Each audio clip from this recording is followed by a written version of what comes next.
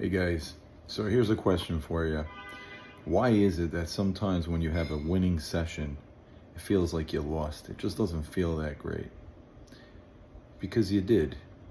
If you think about it, every single time you walk away from a session where you had a winning session and you feel kind of lousy, like that same feeling like when you lost, it's because you left money on the table that you shouldn't have. Either you were up a lot and you didn't cut your losses when they started happening, or you could have played better and there were such simple spots you didn't take and you're kicking yourself afterwards.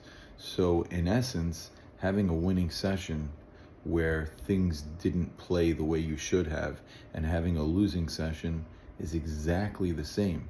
The only difference is that you happen to have come out net positive, which is great.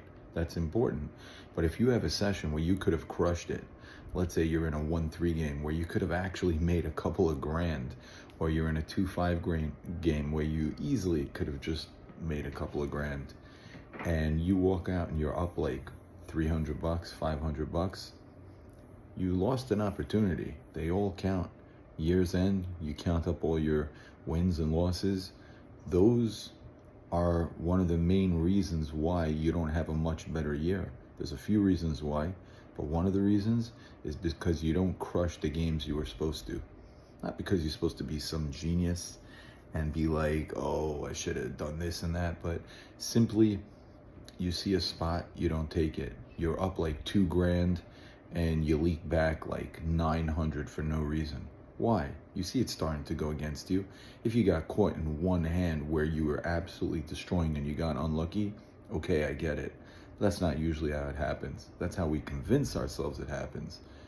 So that's why when you're walking out counting your money and you feel lousy inside, you should pay attention to that. Pay attention to your radar, because it means that there was something there that you could have done very differently that will help to make you a much better player. Have a great one, guys.